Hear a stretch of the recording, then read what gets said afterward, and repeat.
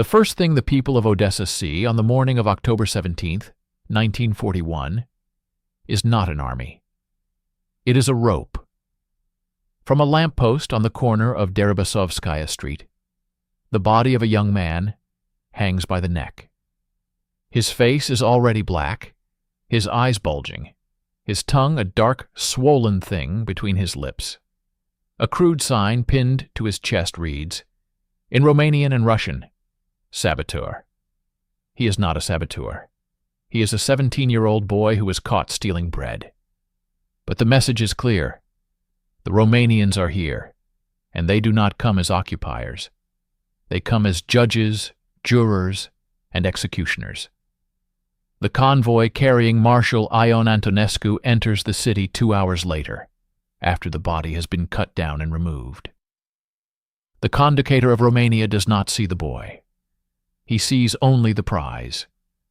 His staff car, a sleek black Horch captured from the Germans, glides past the Potemkin stairs, past the Opera House, past the elegant cafes where just months ago Soviet officers drank coffee and laughed. Now the cafes are empty. The only movement on the streets is the wind, pushing scraps of paper and dry leaves against the walls. Antonescu is a small man, thin-lipped, with pale eyes that never blink. He wears the uniform of a marshal, heavy with gold braid, but it seems to hang on him like a costume. In Bucharest, they call him the dog, not because he is fierce, but because he is loyal. Loyal to the Germans, loyal to the Führer, loyal to the idea of a greater Romania that will stretch from the Carpathians to the Black Sea. He shifts in his seat as the car passes the burned-out shells of Soviet trucks. His leg aches, an old wound from the last war. He ignores it. Pain is weakness, and weakness is what he sees in the empty streets, the shuttered windows, the averted eyes. These people are weak. They will be easy to break. The Romanian Fourth Army settles into the city like a sickness. The soldiers are not like the Germans, with their crisp uniforms and their cold, mechanical efficiency. These men are peasants in uniforms that do not fit. They come from villages in Moldavia and Wallachia, from mud-floored huts where they slept beside pigs. They have never seen a city with running water, with electricity, with paved streets. They wander through the apartments of the evacuated Soviets like children in a candy store, stuffing their pockets with anything that shines. A young soldier from a village near Iasi finds a photograph album in an abandoned flat. He stares at the pictures. A family at the beach, a woman in a white dress, children playing with a dog. He does not know what to do with it. He cannot read the Russian names written beneath the photos. He tears out one picture, the woman in the white dress, and stuffs it in his pocket next to a silver spoon. Then he uses the rest of the album to start a fire in the marble fireplace. The smoke from 1,000 such fires rises over Odessa that week, a gray haze that smells of burning paper, burning wood, burning memories. But the city is not empty. The people who remain are mostly women, mostly old, mostly Jewish. They emerge from basements and courtyards to stand in line for bread, to fetch water from broken mains, to bury their dead. They move carefully, quietly, as if walking on glass. They have learned, in the months of Soviet retreat and German bombardment, that survival depends on invisibility. They do not look at the Romanian soldiers. They do not speak unless spoken to. They vanish into doorways when they hear boots on the cobblestones. But invisibility is not protection. It is merely a delay. And in the headquarters on Marozlievskaya Street, the delay is about to end. The building that Antonescu has chosen for his command is a monument to the enemy he has defeated. The former headquarters of the NKVD is a brutalist fortress of gray stone. 6 stories high, with windows like narrow slits. It was built to withstand attack, to project power, to intimidate. Now Romanian flags hang from those slit windows, and Romanian officers sit in the chairs where Soviet secret policemen once interrogated prisoners. The cells in the basement are empty, but the stains on the walls remain. Dark brown streaks, old blood, scrubbed, but never quite erased. The officers try not to look at them. They busy themselves with papers, with maps, with 1,000 small details of occupation. They inventory the city's grain supplies. They draft orders requiring all residents to register with the new authorities. They calculate how many trucks will be needed to ship the contents of Odessa's factories back to Romania. It is all very clean, very organized, very bureaucratic. The business of empire is conducted in triplicate. On the evening of October 21st, a Romanian patrol stops a man near the port. He is middle-aged, tired-looking, carrying a bag of tools. He says he is a plumber, going to fix a leak in a warehouse. The patrol leader, a sergeant with a scar across his lip, is not convinced. He searches the bag. Under the wrenches and pipe fittings, wrapped in oilcloth, he finds a radio transmitter. The man does not beg. He does not run. He simply closes his eyes as if he has been expecting this moment for a long time. The patrol beats him for an hour before they shoot him. They never learn his name. They never learn who he was transmitting to. They never learn that the radio was a decoy, meant to be found, meant to distract. The real trap is already in place, deep in the basement of the gray fortress on Morozlievskaya Street, hidden behind a wall that was bricked up during the Soviet retreat. A radio mine, powerful enough to bring down a building, waits in the darkness. Its timer ticks silently toward 10 o'clock on the morning of October 22nd. The morning is cold, damp, gray. A wind from the sea blows through the streets, carrying the smell of salt and burned oil. At the headquarters, the day begins like any other. Officers arrive, stamping their feet, rubbing their hands. They hang their coats on the racks by the door. They light cigarettes and pour coffee from a samovar captured from the city's opera house. Colonel Nicolae Deleanu, the chief of staff, is in his office on the second floor, reviewing the execution orders for the morning. 17 people to be shot at dawn. Saboteurs, the file says. Partisans. Enemies of the Romanian state. In reality, they are 13 Jews and 4 Roma, rounded up in a sweep the night before. Deleanu signs the papers without reading them. It is routine now. The ink is still wet on his signature when the floor moves. It is not a sound, not at first. It is a sensation. A deep, subterranean thump that travels up through the building's foundations, through the floor, through the soles of Deleanu's boots, into his spine.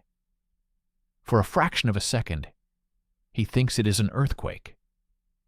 Then the sound arrives. A roar so loud it ceases to be sound and becomes pressure. The windows in his office blow inward, a hurricane of glass shards that shred the papers on his desk, that slice through his uniform, that open 100 small cuts on his face and hands. He is thrown from his chair, slammed against the wall. The ceiling above him cracks, groans, and begins to fall.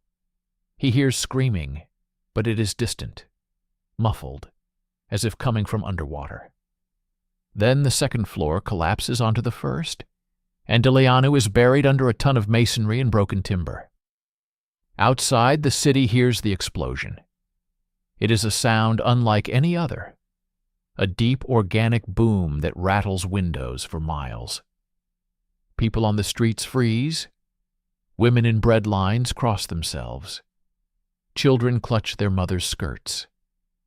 And then, from the direction of Marozlievskaya Street, a column of smoke and dust rises into the gray sky, black at its base, gray at its edges, spreading like a bruise.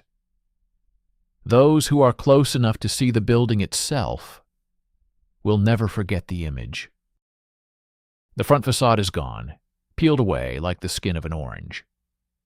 The interior of the building is exposed, a dollhouse of shattered rooms and broken furniture. On the third floor, a desk hangs precariously over the edge, its legs in the air. On the second floor, a man in a uniform stands at the edge of the void, his mouth open in a scream that no one can hear, his arms reaching for something that is no longer there. Then the rest of the facade gives way, and he disappears in a fresh avalanche of stone. The rescue begins within minutes, but it is hopeless. Men dig with their bare hands, with shovels, with pieces of broken timber. They find bodies, and pieces of bodies. A hand, still wearing a wedding ring. A boot with a foot still inside it. A head, separated from its torso, the eyes still open, the mouth still formed around the last word it ever spoke. They find Colonel Delanu under 3 feet of rubble. His face is unrecognizable, crushed by a falling beam. But his hand still clutches the papers he was signing, the execution orders, now soaked in his own blood. In total, 67 Romanian officers and soldiers are dead. 16 more are pulled from the rubble alive, but most will die in the hospital over the next 3 days. 6 German officers, attached to the headquarters as liaisons, are also among the dead. Marshal Antonescu arrives at the scene 2 hours later. His staff car stops a block away, unable to get closer through the chaos. He walks the rest of the way, his polished boots crunching on broken glass. He stands before the ruins of his headquarters and says nothing. His pale eyes move slowly across the destruction, across the bodies laid in rows on the street, covered with blankets and tarpaulins. A young soldier crying carries a severed arm to a pile of debris. Antonescu watches him. His face shows nothing. No grief, no shock, no anger. Just a cold, flat emptiness, like a winter sky before snow. The men around him wait for him to speak. They wait for orders, for comfort, for some sign of what to do next. He gives them nothing. He turns away from the bodies and walks back to his car. But in the car, alone with his driver, something happens. His hand, resting on his thigh, begins to tremble. Not from fear, from fury. A fury so pure, so absolute that his body cannot contain it. He clenches his fist until the trembling stops. Then he speaks, his voice low and calm, as if ordering lunch. Radio Bucharest. Tell them we have suffered a terrorist attack. Tell them the Jews of Odessa will pay for this. Tell them I want a number. 200 for every officer. 100 for every soldier. And then tell them to start counting. The driver writes the order in his notebook. He does not ask how they will find 200 Jews for every dead officer. He does not ask where they will put the bodies. He does not ask if the women and children in the bread lines, the old men in the courtyards, the babies in their mothers' arms, had anything to do with the bomb. He does not ask because he already knows the answer. It does not matter. The math of revenge is simple. It requires only numbers. And in the ruins of the gray fortress, with the smell of death already rising from the rows of covered bodies, the counting begins. The order arrives at the Prefectura on Teatralna Square at 4 p.m, typed on a single sheet of paper, stamped with the marshal's personal seal.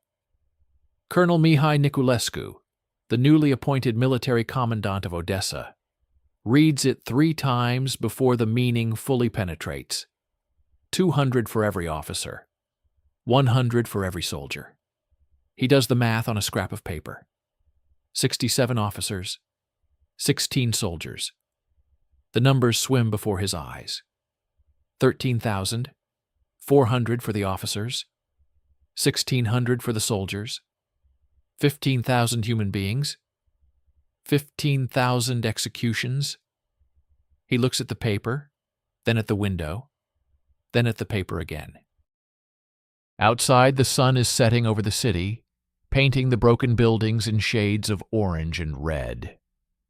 It looks like the city is already burning. Niculescu is not a cruel man. He is a bureaucrat, a career officer who has spent his life pushing papers, not killing people. He has a wife in Bucharest, 2 daughters, a small apartment near the Kismigiu Gardens.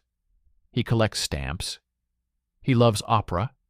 He has never shot anyone in his life. But he knows what this order means.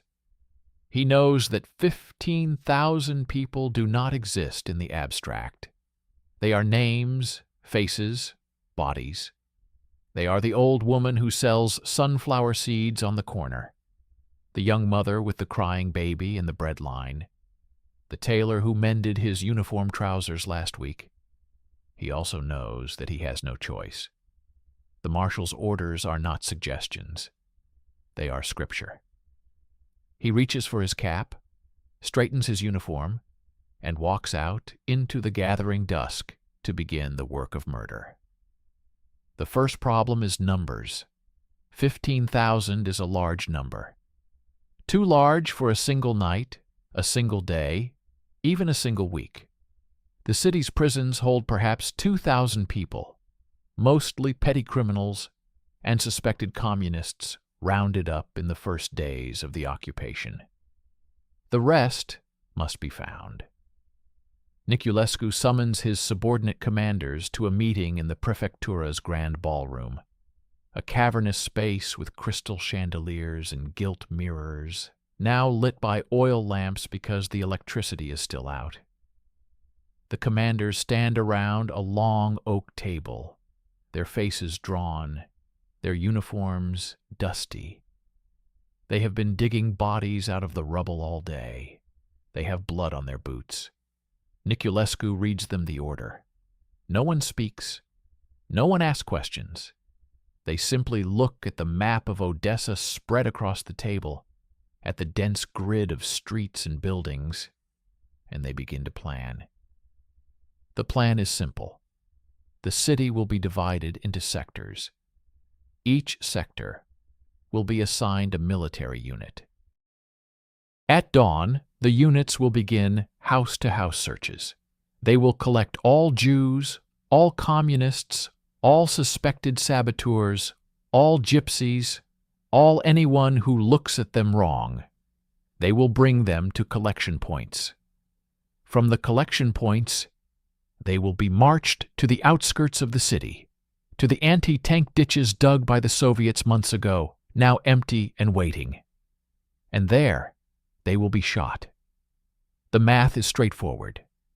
15,000 bodies, 15,000 bullets, 15,000 holes in the ground. The commanders nod, salute, and file out into the night. Behind them, the crystal chandeliers sway gently in the draft from the open door, tinkling like wind chimes. But before the killing can begin, there is the question of money. The Romanians, unlike the Germans, do not believe in wasting resources. They have learned from the Einsatzgruppen, from the SS, from their allies in the Reich. But they have added their own twist. Murder, they have discovered, can be profitable. Captain Alexandru Smokina, the chief of the economic section, arrives at Niculescu's office at midnight with a proposal. The Jews of Odessa, he explains, are not just enemies. They are assets. They have money, gold, jewelry, furs, paintings, pianos, apartments full of valuable things. Why shoot them and leave the treasure for the rats? Why not take it first? Niculescu stares at him. Smachina is a small, ferret-faced man with quick eyes and faster hands. He smells of cheap cologne and ambition. He spreads his papers on Niculescu's desk. A tax, he says, a contribution, a fine for the bombing.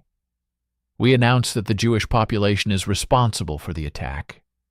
We demand they pay a penalty. 100,000 rubles. 200,000. 1,000,000. Whatever they have. They will bring it themselves to save their lives. And then when they have nothing left, when their pockets are empty and their apartments are bare, we shoot them anyway. The money goes to the army. The gold goes to Bucharest. Everyone wins.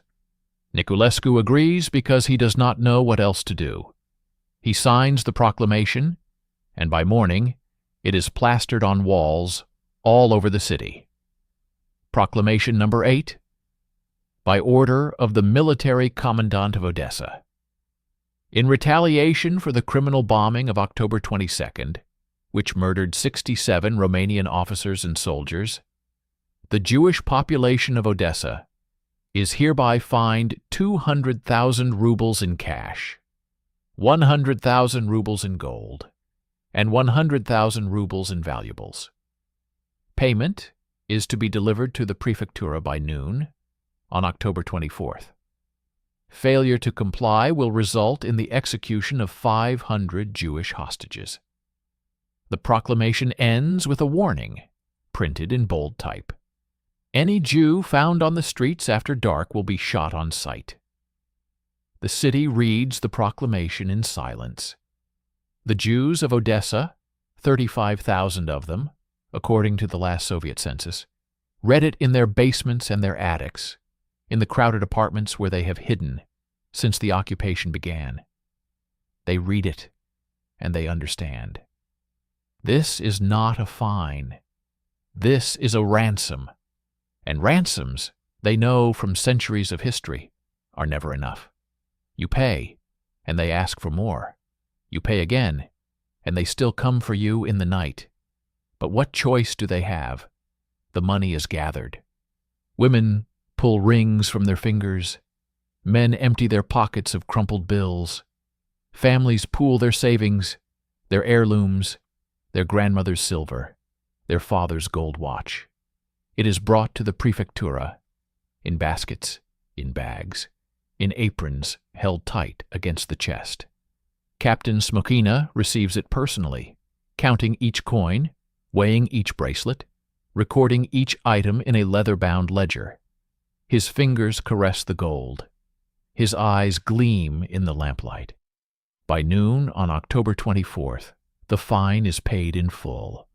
The Jews of Odessa have given everything they have.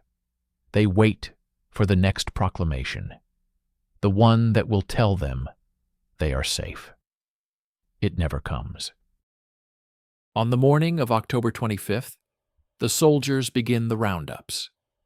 They start in the slums of Moldovanka, the poorest Jewish quarter, where the houses are made of wood and the streets are mud. Soldiers kick in doors, drag families into the street, line them up against walls. An old man in a torn coat tries to explain that he paid the fine, that he has a receipt, that Captain Smochina himself took his wedding ring. A soldier hits him in the face with a rifle butt. The old man falls, his mouth filling with blood. His wife screams. The soldier hits her too. They are pushed into a column, hundreds of them, thousands, stretching down the muddy street. Children cry. Babies wail. Mothers clutch their infants and stumble forward, not knowing where they are going, only knowing that to stop is to die.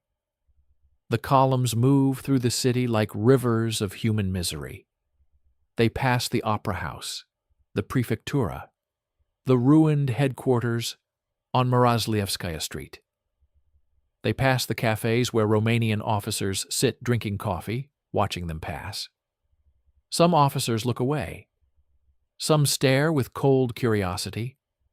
A few make jokes, pointing at the women, laughing at the old men who cannot keep up. The columns flow toward the port, toward the warehouses, toward the anti-tank ditches beyond the city limits. But not everyone goes to the ditches. Some are diverted, pushed through the gates of the port, herded toward the massive stone warehouses along the quay. The warehouses are old, built by the czars a century ago. Their walls 3 feet thick, their roofs made of heavy timber and tar. They have been used for grain, for coal, for ammunition. Now they will be used for something else. The first warehouse fills by noon. 2,000 people packed so tight they cannot sit, cannot move, can barely breathe. The air is thick with the smell of sweat and fear and excrement. Children scream for water. Old people faint and are held upright by the press of bodies. The doors are heavy oak, banded with iron, closed from the outside. The only light comes from small windows, high in the walls, too high to reach. The prisoners wait. They do not know what they are waiting for. They hope for deportation, for a camp, for anything but death. They pray in whispers, in Yiddish, in Russian, in languages God has not heard for centuries. Outside, Colonel Niculescu stands on the quay and watches the second warehouse fill. He has been watching all day, his face expressionless, his hands clasped behind his back. He is thinking about his daughters, about the stamps in his collection, about the opera he will never see again. He is thinking about the order he signed, the proclamation he wrote, the fine he collected. He is thinking about the 15,000 names he does not know, the faces he will never see, the bodies he will never bury. A young lieutenant approaches, salutes, and asks for instructions. Niculescu looks at him for a long moment. Then he gives the order. It is not a complicated order. Just 3 words. Do it now. The lieutenant runs back toward the warehouses. Soldiers appear with buckets of gasoline, with torches, with bundles of straw. They splash the gasoline against the wooden doors, against the walls, against the piles of debris stacked around the buildings. They light the torches. The flames catch quickly, hungrily, leaping up the old dry wood, spreading along the walls, reaching for the roofs. Inside the first warehouse, the prisoners smell smoke before they see fire. Then they see it, orange and red, flickering through the cracks in the doors, through the high windows. The screaming begins. It is not a sound that can be described. It is not crying, not shouting, not pleading. It is something else, something primal, something that comes from the deepest part of the human throat, the part that knows it is about to die. The prisoners throw themselves against the doors. The doors hold. They climb the walls, tearing their fingers on the stone, trying to reach the windows. The windows are too high. The fire spreads across the floor, catching clothes, catching hair, catching the straw scattered by the soldiers. The heat becomes unbearable. The air becomes smoke.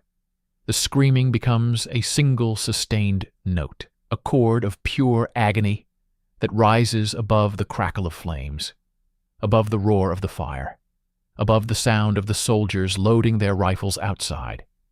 Soldiers surround the warehouses, their rifles aimed at the doors and windows, not to shoot the prisoners, but to shoot anyone who manages to escape.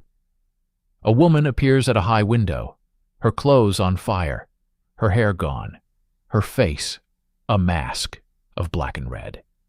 She tries to climb out. A soldier shoots her. She falls back inside. A man breaks through a door, his body a torch, running blindly toward the sea. 3 soldiers shoot him. He falls on the cobblestones and burns there. A human bonfire. until there is nothing left but black bones and grease. The fire burns for hours. The screaming stops after the first hour, when the smoke fills the warehouses and the prisoners suffocate before the flames reach them. But the fire continues, consuming the bodies, consuming the evidence, consuming the 15,000 names that no one will ever know. The soldiers stand guard until dawn, their faces illuminated by the glow, their eyes empty. Some of them cry, some of them vomit, some of them laugh. A high, hysterical laughter that has nothing to do with humor. Most of them simply stand, staring at the flames, and think about nothing at all. At sunrise, Colonel Niculescu returns to the port. The warehouses are still burning, reduced to skeletons of blackened stone, their roofs collapsed, their interiors glowing with residual heat. He walks among the ruins, his boots crunching on charred debris. He finds a child's shoe, a small leather boot, unburned except for the toe. He picks it up, turns it over in his hands, and puts it in his pocket. Then he walks back to his office, sits at his desk, and begins to write the report. 67 officers avenged. 16 soldiers avenged. 15,000 enemies of the state eliminated. The mission is complete. He signs his name, stamps the paper, and places it in the outbox. Then he takes the child's shoe from his pocket, looks at it for a long moment, and drops it in the wastebasket. The fires in the port warehouses burn for 3 days. On the 4th day, when the stones are finally cool enough to touch, Colonel Niculescu receives a new visitor at the prefectura. The man who walks into his office does not knock. He does not salute. He simply opens the door, steps inside, and stands there, waiting to be acknowledged. He is tall, gaunt, with deep hollows under his cheekbones, and eyes the color of frozen mud. His uniform is German, but not the clean-pressed uniform of the Wehrmacht officers Niculescu has seen before. This uniform is worn, faded, stained with something that might be mud and might be blood. The collar bears the insignia of the SS. The man's name, when he finally offers it, is Sturmbannführer Paul Zapp.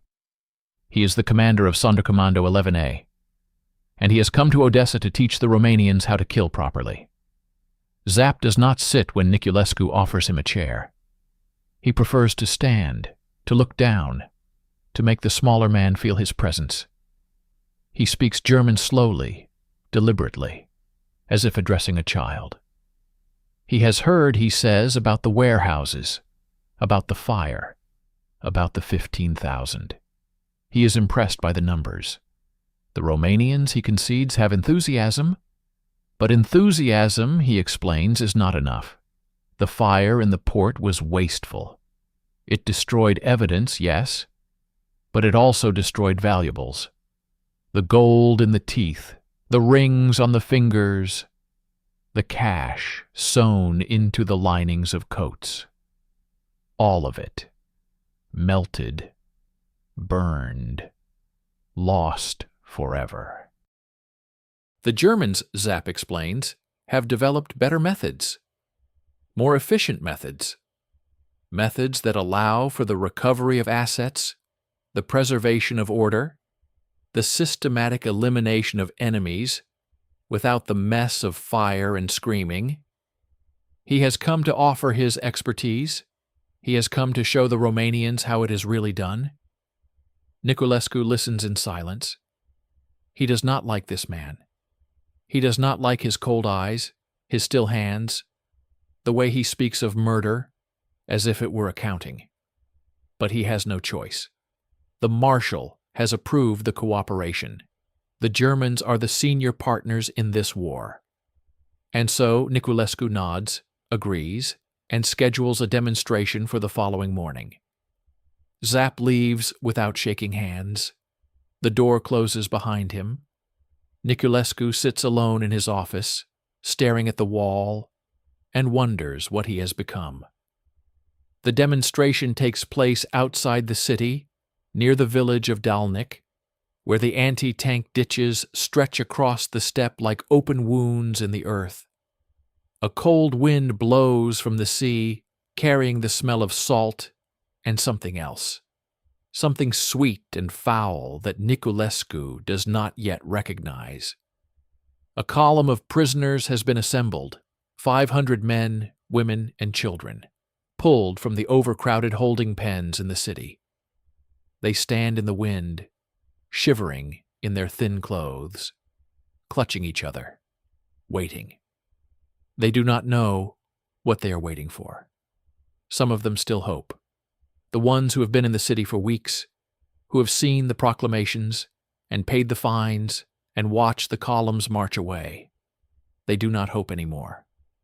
They simply stand, empty-eyed, and wait for whatever comes next. Zap arrives in an open car, driven by a Ukrainian auxiliary in a dirty uniform. He brings with him a truck, a strange vehicle with no windows, its exhaust pipe modified, its interior lined with metal. The truck pulls up near the ditch, and Zap begins to explain.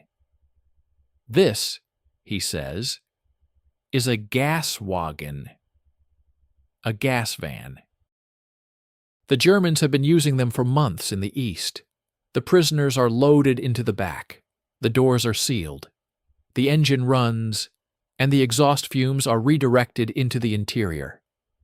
In 20 minutes, everyone inside is dead. No bullets wasted, no mess, no screaming that anyone outside can hear, and best of all, no damage to the valuables. The bodies can be searched, the gold teeth pulled, the rings collected, before they are thrown into the ditch. It is," Zap concludes, "the most humane method yet devised. Humane for the killers," Niculescu thinks. But he says nothing. The first group is loaded into the van. 100 people, men, women, children. They do not resist. They are too tired, too hungry, too beaten to resist. The doors close. The engine starts. For 20 minutes, the truck sits there, vibrating gently, its exhaust pipe releasing a thin stream of gray smoke into the cold air. Inside, the prisoners are dying. They are suffocating, choking on carbon monoxide, their lungs burning, their bodies convulsing.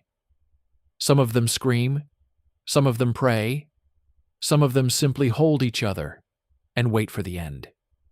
No one outside hears anything except the rumble of the engine. When the 20 minutes are up, Zap nods to his Ukrainian assistants. They open the doors. The bodies tumble out, a cascade of limbs and faces frozen in expressions that Niculescu will see in his dreams for the rest of his life. Some are covered in vomit. Some have soiled themselves. All of them are dead. The Ukrainians begin to search the bodies, pulling rings from fingers, prying open mouths to check for gold teeth, ripping open coats to search the pockets. They work quickly, efficiently, without emotion. This is their job now. They have done it before. They will do it again. Niculescu watches for as long as he can. Then he turns away, walks to the edge of the ditch, and vomits into the frozen grass. Zap watches him with faint amusement. When Niculescu straightens up, wiping his mouth with the back of his hand, Zap approaches him. "You will get used to it," he says. They all do. It is simply a matter of practice. Then he walks back to the van, where the next group is already being loaded, and leaves Niculescu alone with his vomit and his shame, and the knowledge that this is only the beginning. Back in Odessa, the machinery of murder shifts into higher gear. The Romanians, eager to prove themselves to their German mentors, adopt the new methods with enthusiasm. More vans are requested from Berlin. More Ukrainian auxiliaries are recruited from the prisoner of war camps. More ditches are dug. More columns assembled. More lives extinguished in the name of order and efficiency. But the numbers are still not enough. 15,000 was just the beginning. The Marshal wants more. The Germans want more. The arithmetic of annihilation requires constant growth, constant expansion, constant new sources of bodies to fill the ditches. Captain Smokina, the ferret-faced economist who collected the fine, has a new idea. He presents it to Niculescu in early November, when the first snow has begun to fall on the city. The Jews of Odessa, he explains, are mostly dead. The ones who remain are in hiding, in the catacombs, in the countryside, in the apartments of brave or foolish Gentiles. But there are other Jews, thousands of them, tens of thousands, in the towns and villages of Transnistria, the territory between the Dniester and the Bug, that the Marshal has claimed for Romania. They are sitting there, Smokina says, waiting to be collected. And not just Jews, gypsies, communists, anyone the local mayors want to be rid of. It is, he concludes, a resource that should be exploited. Niculescu agrees because he always agrees. Orders are drafted, stamped, and sent to the provincial prefects. The prefects, in turn, draft their own orders, stamped with their own seals, and send them to the village mayors. The mayors, most of whom cannot read, listen as the orders are read aloud by the local priests or school teachers. They are told to compile lists of Jews, lists of gypsies, lists of anyone who might be a communist, which in practice means anyone who ever complained about the landlord or failed to attend church. The names are written down, collected, and forwarded to the nearest Romanian garrison. And then the columns begin to form. They come from Balta and Bershad and Tulsan, from small shtetls with names that will never appear on any map, from farms and villages where Jewish families have lived for generations, farming the same land, praying in the same synagogues, burying their dead in the same cemeteries. They come old and young, sick and healthy, alone and in families. They bring what they can carry: a blanket, a loaf of bread, a photograph of a husband who died in the Red Army, a child's toy, a prayer book. They are marched east, toward the Bug, toward the ditches, toward the vans. They march through the snow, their feet wrapped in rags, their faces blue with cold. Those who fall are shot and left by the side of the road. Those who cannot keep up are beaten until they can, or beaten until they cannot, and then shot anyway. The roads of Transnistria become highways of death, lined with frozen bodies, marked by pools of blood frozen black in the snow. In the village of Pecora, on the banks of the Bug, the Romanian garrison commander has an idea. The winter is cold, he explains to his men. The prisoners are many. Why waste bullets? Why waste gas? Let the winter do the work. The prisoners are herded into a cluster of abandoned barns on the edge of the village. There is no food, no water, no heat. The doors are nailed shut. For 2 weeks the prisoners huddle together in the darkness, eating the frozen corpses of those who die first, drinking their own urine, praying for a death that will not come.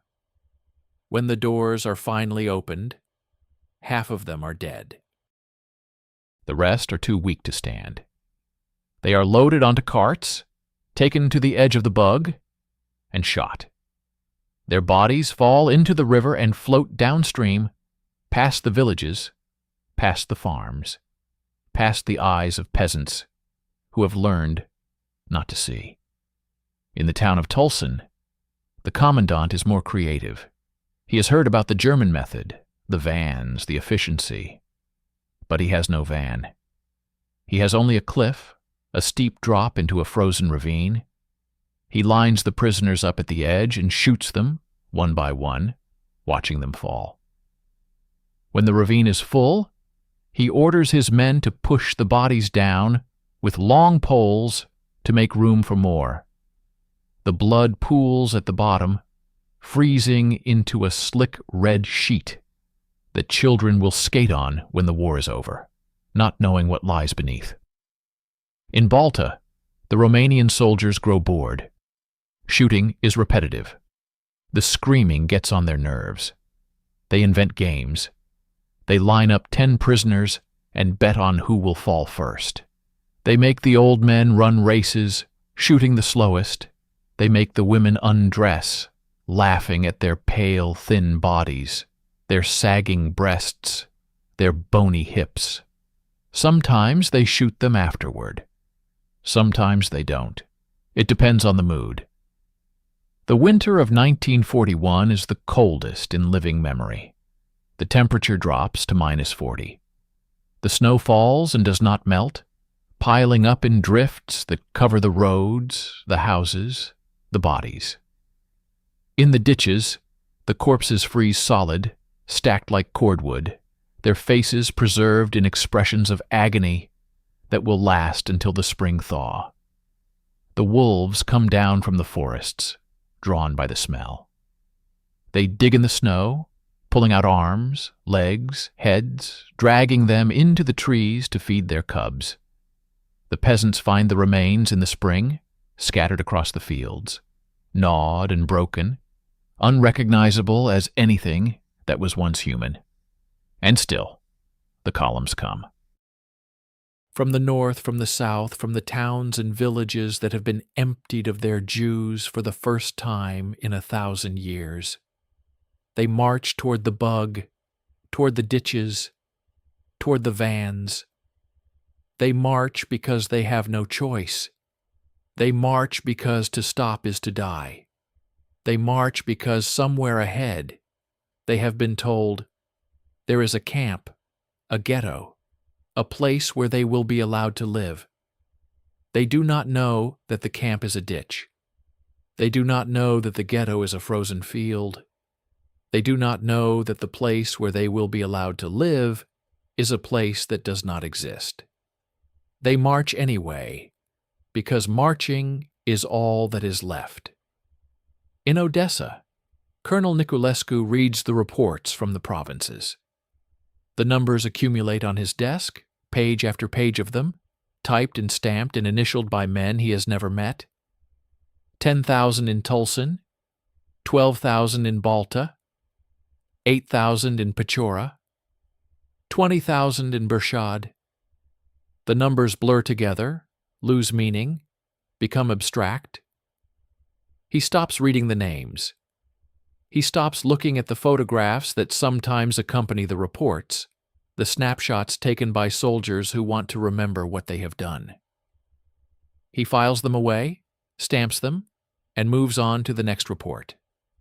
It is simply a matter of practice. Zapp was right. You do get used to it. But some things cannot be filed away.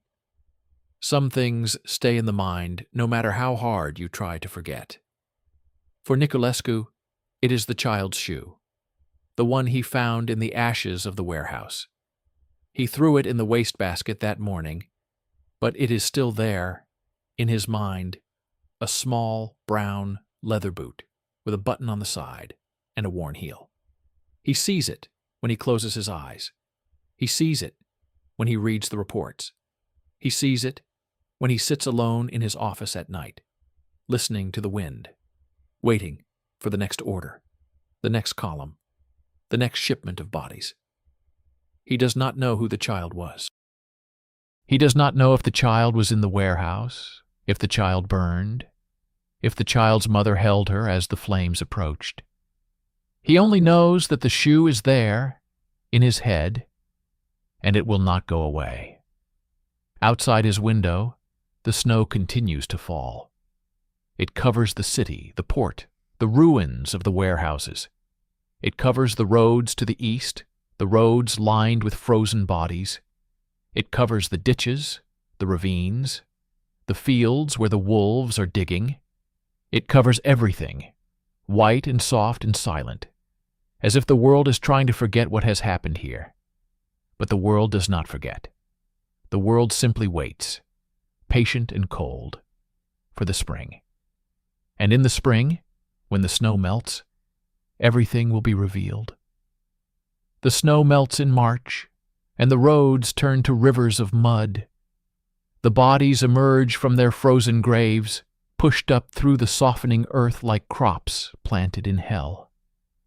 In the ditches outside Odessa, in the ravines of Tulsan, in the fields around Balta, the dead rise again, their faces bloated, their skin sloughing from their bones, their arms reaching toward the sky as if begging for a burial they will never receive.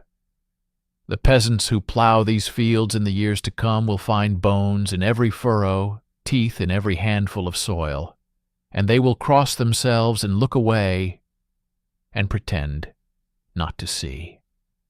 In the Prefectura, on Teatralna Square, Colonel Niculescu reads the spring reports with the same empty eyes he has worn since October.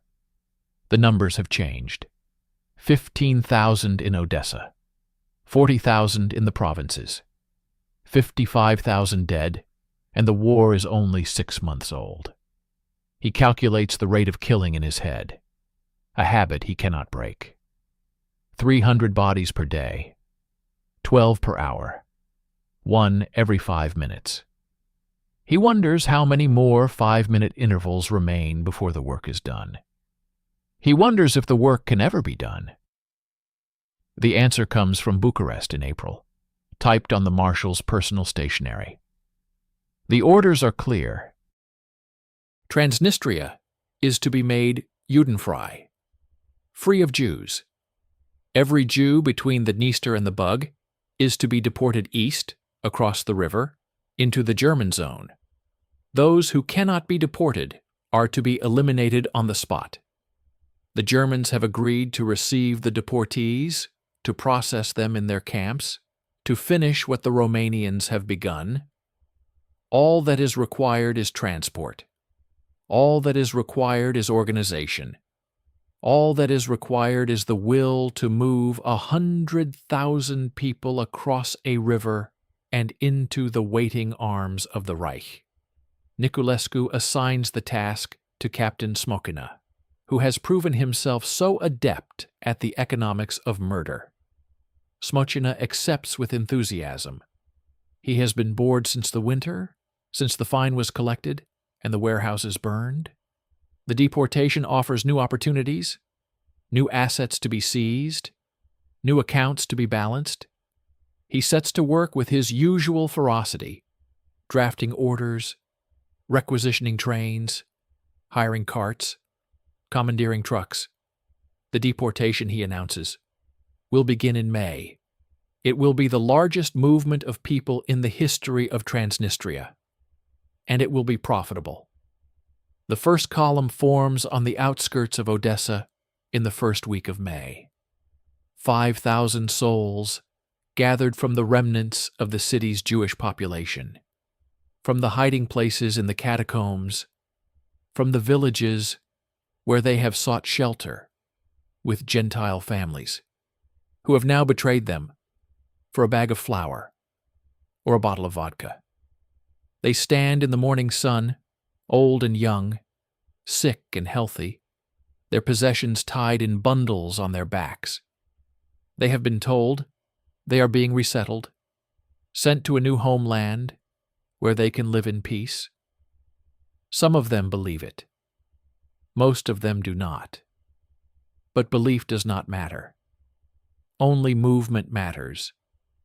Only the road.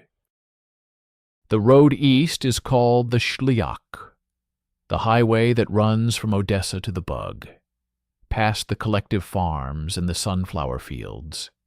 through the villages where the peasants watch from their doorways, with faces that reveal nothing.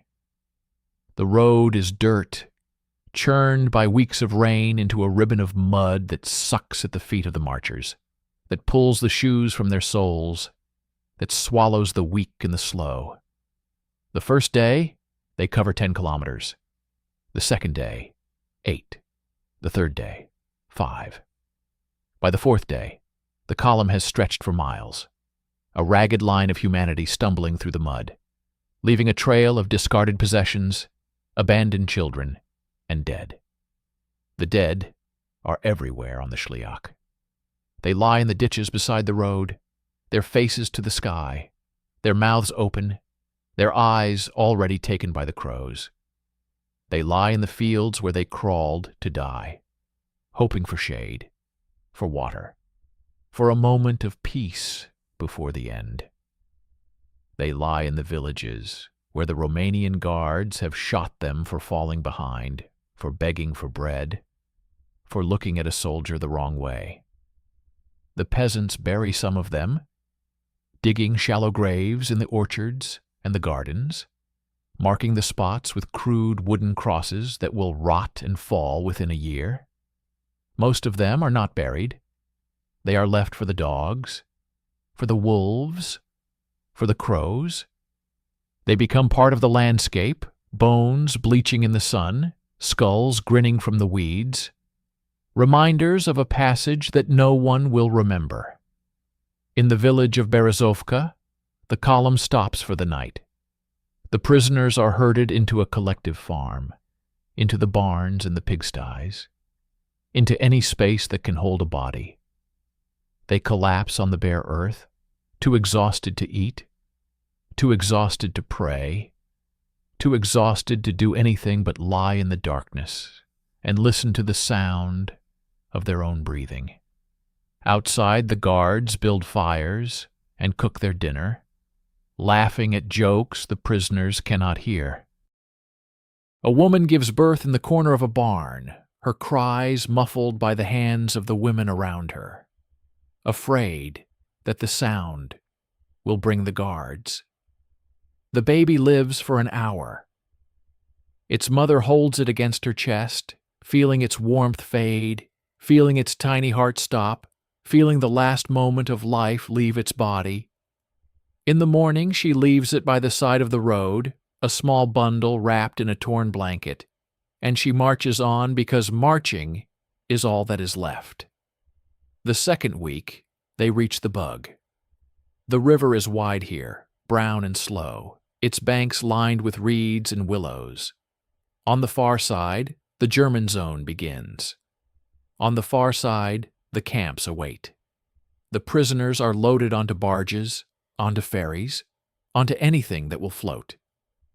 They cross the river in silence, staring at the water, at the sky, at the distant shore where their future waits. Some of them jump, preferring the river to whatever comes next. The guards shoot them as they struggle in the water, and the current carries their bodies downstream, past the villages, past the farms, past the eyes of peasants who have learned not to see. On the far side, the Germans are waiting. They are efficient, organized, businesslike. They count the prisoners, record the numbers, and direct them to the trains that will carry them to the camps. The prisoners do not know which camps. They do not know that some of them are going to labor camps where they will work until they drop. They do not know that some of them are going to death camps where they will be gassed within hours of arrival. They only know that they are still alive, still moving, still breathing. They cling to that knowledge as if it means something, as if being alive is enough, as if the future holds anything but more of the same. But not all the prisoners cross the Bug. Some are stopped at the river, turned back, sent south or north along the bank to other crossings, other columns, other deaths.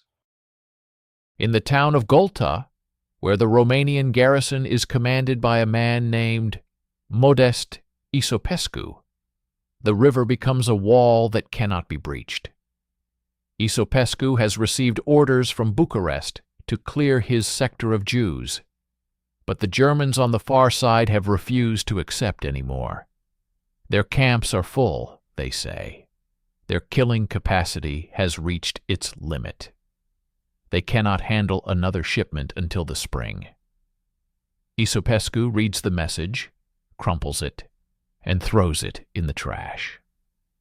Then he looks at the map on his wall, at the empty spaces between the Dniester and the Bug, and he begins to plan. The plan is simple. If the Jews cannot go east, they will stay west. If they cannot be deported, they will be concentrated. If they cannot be killed immediately, they will be kept until they can be killed. Isopescu selects a site near the village of Bogdanovka, a collective farm on the banks of the Bug, with barns and warehouses and plenty of open space. The Jews will be brought there, held there, and eliminated when the Germans are ready to receive them. He estimates the capacity at 50,000. He estimates the time required at 6 months. He estimates the cost at nothing, because the Jews will pay for everything themselves, with their labor, with their possessions, with their lives. The first transports arrive at Bogdanovka in late May. They come from Odessa, from Balta, from Tulsan, from 100 villages whose names will never be remembered. They come on foot, on carts, on trucks, on trains. They come starving, diseased, broken. They come with nothing but the clothes on their backs and the hope that this place, this camp on the banks of the Bug, will be different from the road that brought them here. They are wrong. Bogdanovka is not a camp. It is a killing field with a fence around it. There are no barracks, no kitchens, no hospitals. There are only fields, open fields, where the prisoners sleep on the bare ground, exposed to the sun and the rain and the cold. There is no food, except what the guards sell for the last of the prisoners' valuables. There is no water, except the river, which is also the latrine. There is no mercy, except the mercy of death, which comes slowly, day by day, as the prisoners starve and freeze and sicken and die. By June, the death rate at Bogdanovka has reached 200 per day. The bodies are piled in the corners of the fields, waiting for burial. But there is no one to bury them. The living are too weak to dig. The guards are too busy watching. The bodies rot in the summer heat, filling the air with a stench that can be smelled for miles. A sweet, foul odor of decay that settles over the village like a cloud. The peasants in Bogdanovka close their windows, cover their noses, and pray for rain. The rain comes, but it does not help. It only spreads the rot, carries it into the soil, into the wells, into the milk of the cows that graze in the fields downstream. In July, Isopescu receives a new order from Bucharest. The Germans are ready. The camps have space. The killing can begin. He reads the order, nods, and gives the signal. The prisoners of Bogdanovka are assembled in the fields, counted, and divided into groups. The first group, 5,000 of the weakest, are marched to a ravine on the edge of the camp. They are told they are being moved, relocated, sent to a better place. They believe it because they have to believe it, because the alternative is too terrible to contemplate.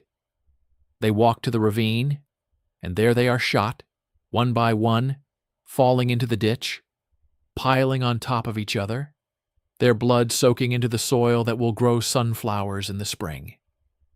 The shooting takes 3 days. 3 days of gunfire from dawn to dusk. 3 days of screams and pleas and prayers. 3 days of bodies falling, piling, rotting in the sun. When it is over, 40,000 people lie in the ravine at Bogdanovka. 40,000 corpses, stacked like cordwood, covered with a thin layer of earth that the dogs will dig up within a week.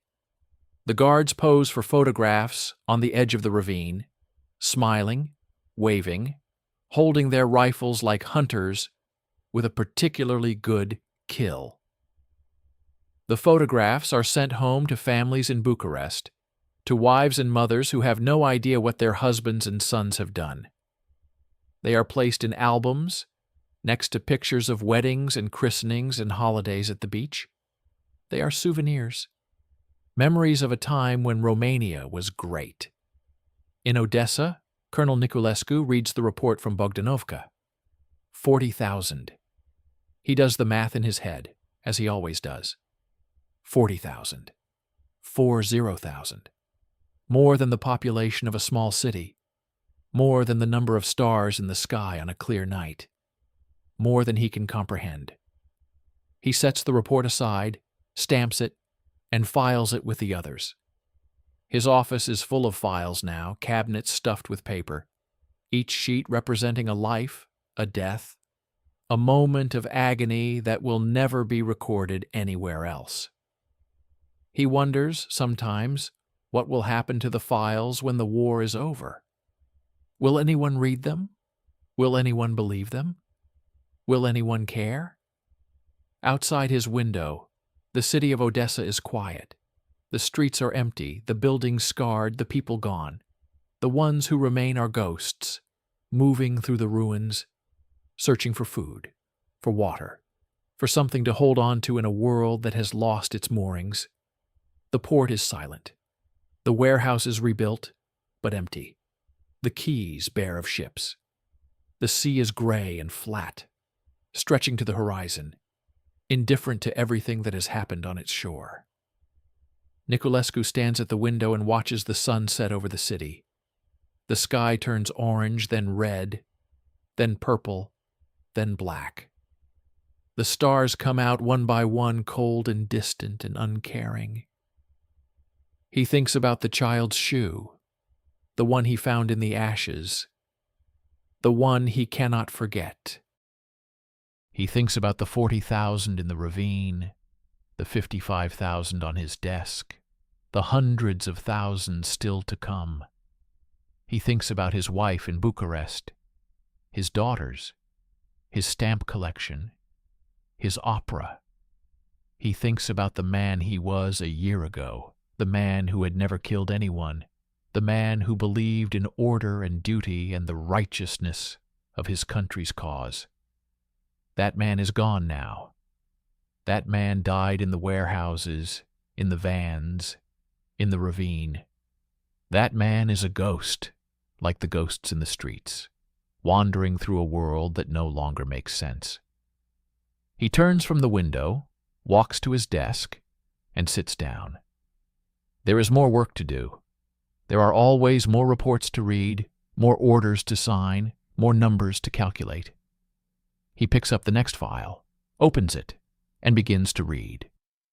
Outside, the wind blows from the east, carrying the smell of the river, the smell of the ravine, the smell of 40,000 bodies rotting in the sun.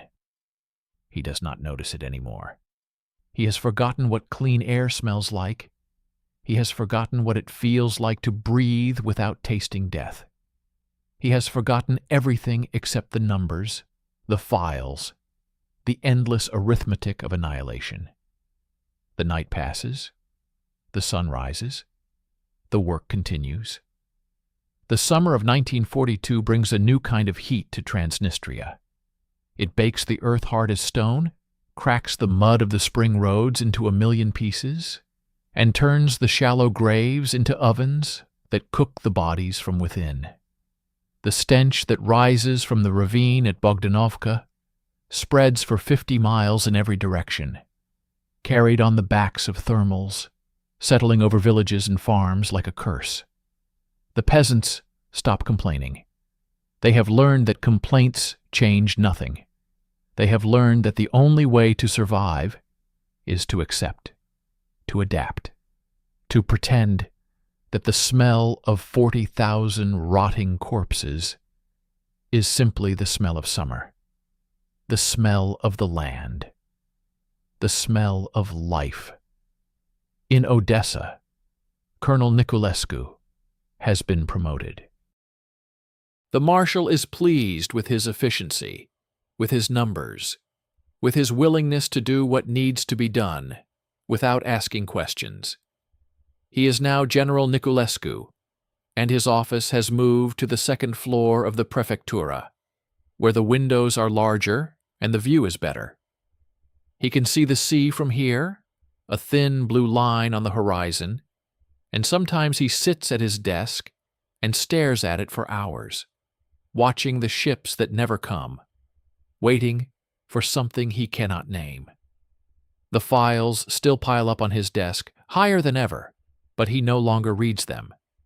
He signs them. He stamps them. He passes them down to his subordinates, who pass them down to theirs, who pass them down to the men in the field who do the actual work. He has become an administrator, a manager, a man who moves paper instead of people. He tells himself this is better.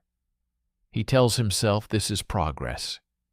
He tells himself many things, and sometimes, for whole minutes at a time, he almost believes them. The work in the field continues without him. The columns still march east, though fewer now, because there are fewer Jews left to march. The ones who remain are the lucky ones, the ones who hid in the catacombs, who passed as Gentiles, who bought their lives with gold or sex or service to the occupiers. They are the survivors, and they know that survival is temporary, that the column is always waiting, that the road always leads east.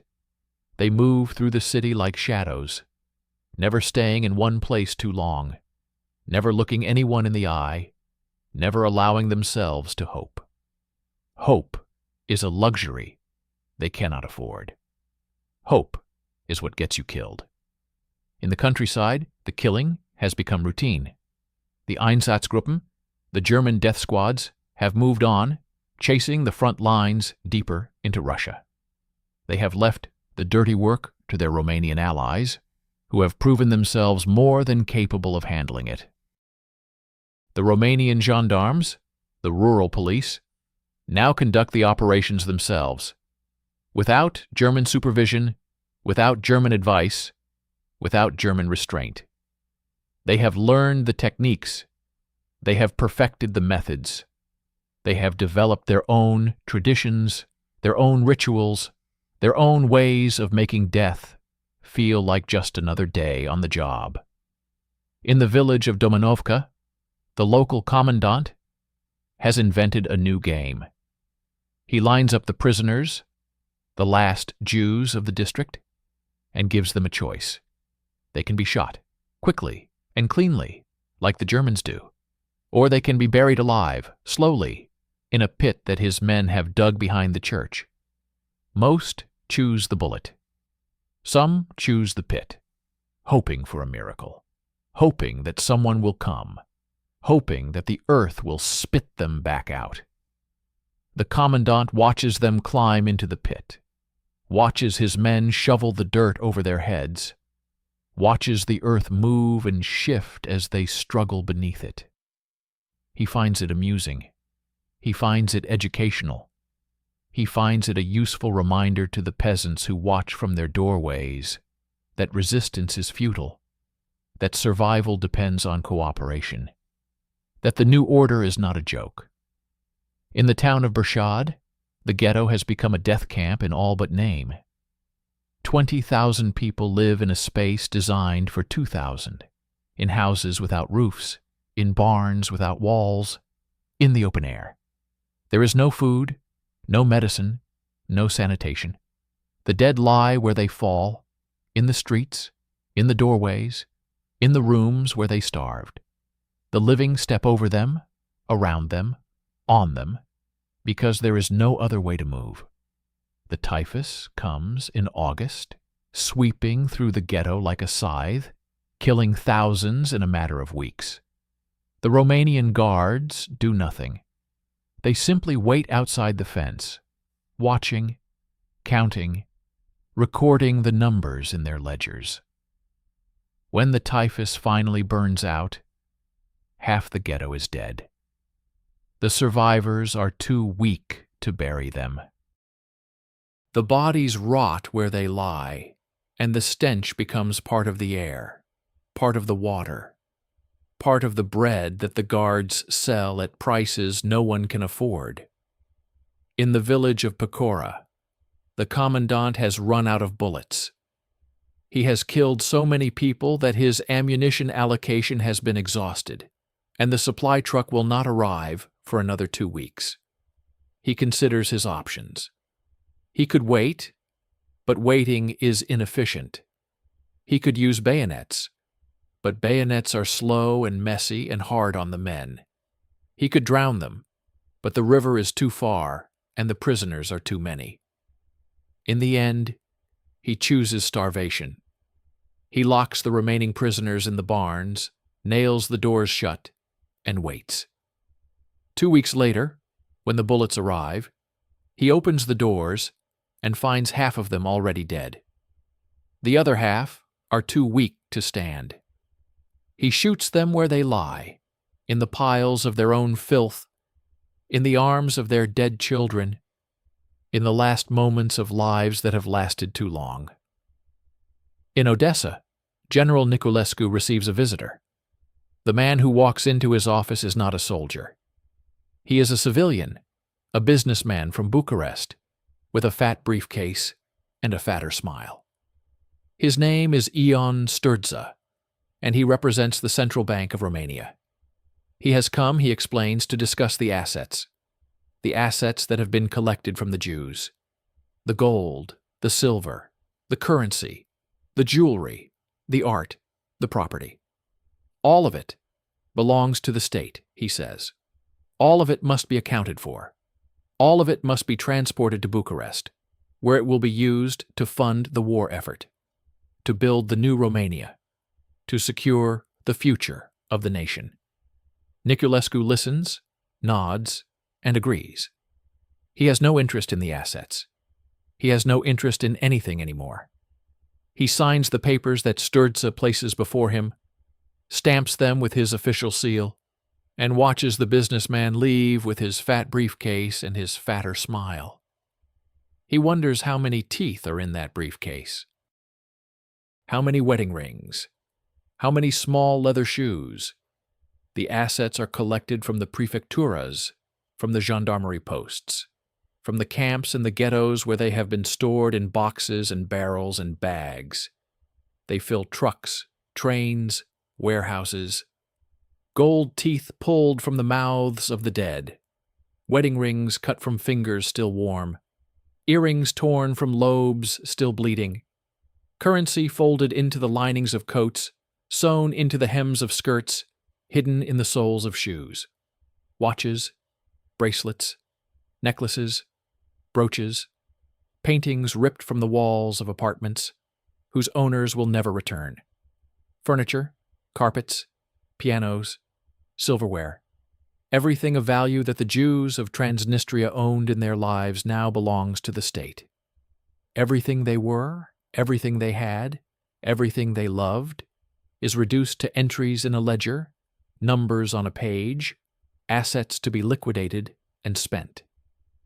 The trains carry the assets west, toward Bucharest, toward the banks and the vaults and the counting houses where men in suits will turn them into money. The trains pass through the countryside, through the villages, through the towns where the killing happened. The peasants watch them pass, these trains loaded with the wealth of the dead, and they wonder what it would be like to be rich, to have gold and silver and fine things, to live in a house with windows and a roof and a door that locks. They do not wonder about the people who owned those things. They do not wonder about the hands that wore those rings, the ears that held those earrings, the necks that carried those necklaces. They do not wonder because wondering is dangerous. Wondering leads to questions. Questions lead to trouble. Trouble leads to the pit behind the church, to the barn with the nailed doors, to the ravine where the bodies pile up like cordwood. So they do not wonder. They watch the trains pass, and they go back to their fields, and they wait for the war to end. In the camps, the killing continues. In Bogdanovka, the ravine has been filled and covered. But there are other ravines, other ditches, other places to put the bodies. The commandant has developed a new technique. He lines them up at the edge, shoots them, and pushes them in with a bulldozer. The bulldozer is a beautiful machine, German-made, powerful, and efficient. It can push 100 bodies in the time it takes 10 men to shoot them. It saves time, saves labor, saves the men from having to look at the faces of the people they kill. The commandant is proud of his bulldozer. He shows it to visitors, to officers from other camps, to anyone who will appreciate its beauty and its power. He poses for photographs beside it, one hand on the treads, the other on his hip, smiling the smile of a man who has found his purpose in life. In Domanovka, the commandant has run out of prisoners.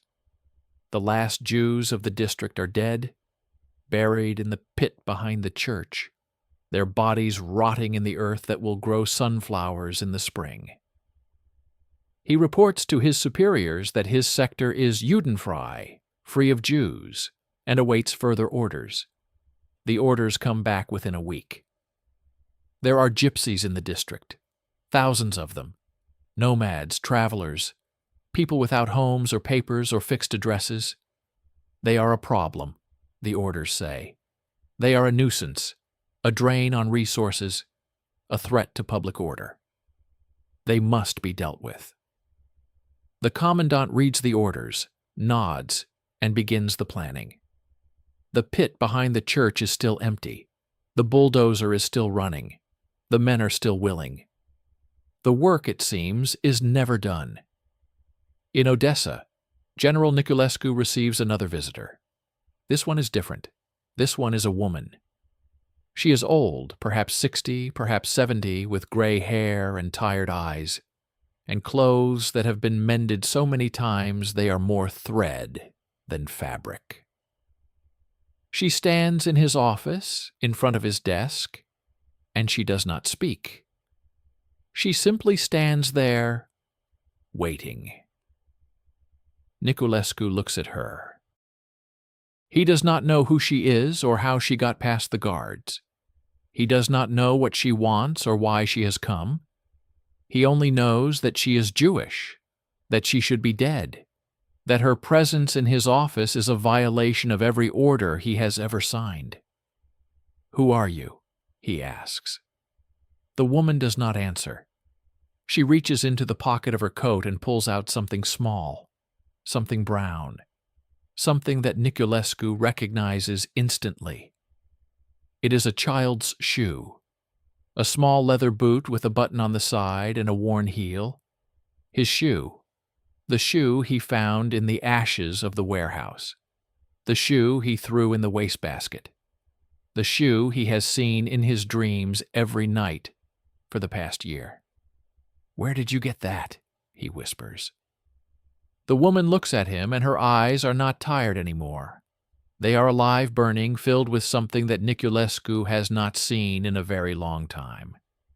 They are filled with hatred. "You threw it away," she says.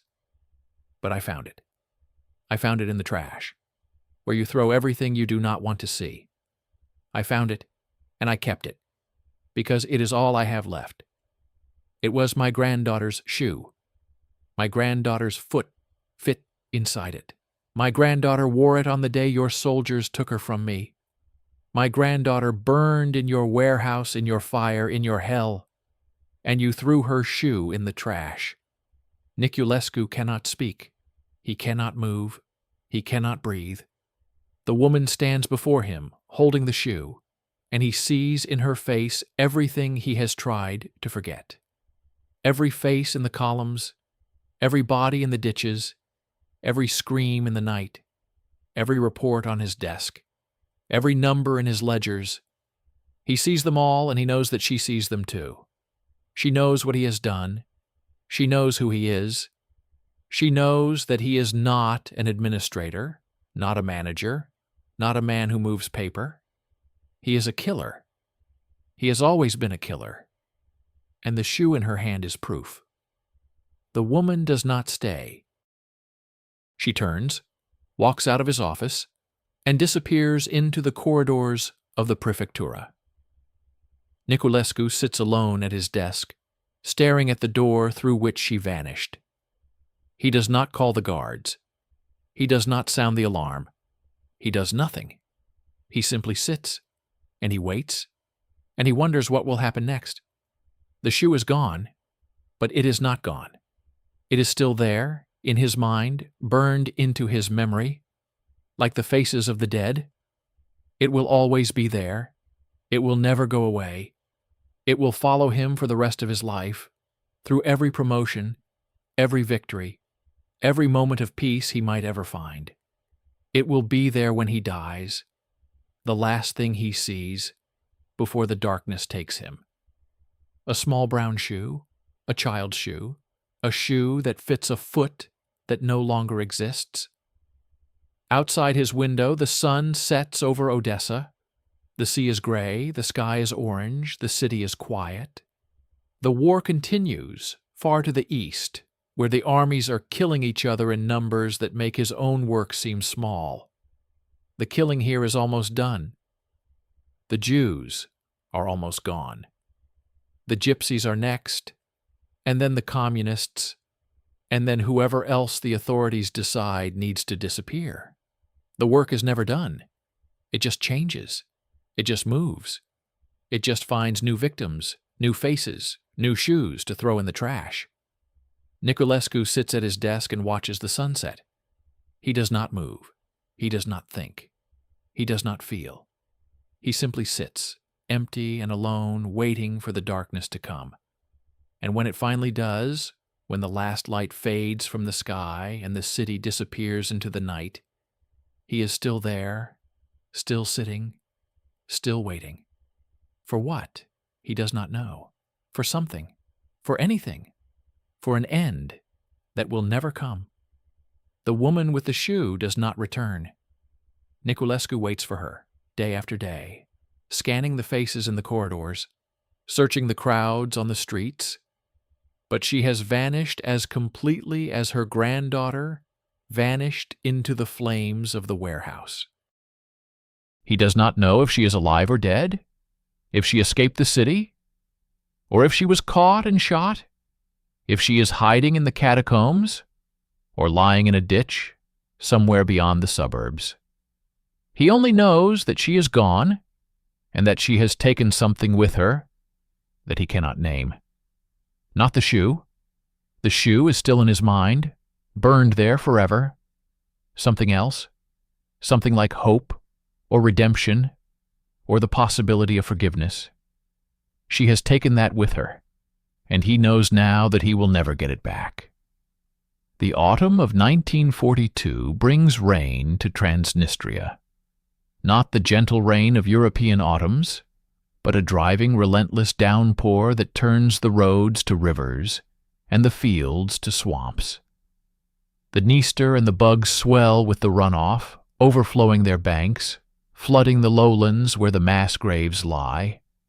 The bodies rise from the water, pushed up by the current, carried downstream, deposited on the banks, like driftwood. The peasants find them in their fields, in their yards, in their wells. They find them tangled in the roots of trees, caught in the branches of bushes, floating in the ponds where their children swim. They bury them again and again, and again, but the river always gives them back. The river does not forget. The river does not forgive. The river simply returns what has been given to it, over and over, until the end of time. In Bucharest, Marshal Antonescu reviews the reports from Transnistria with satisfaction. The numbers are good, better than good. They are excellent. 200,000 Jews eliminated, 50,000 gypsies, 20,000 communists, and other undesirables.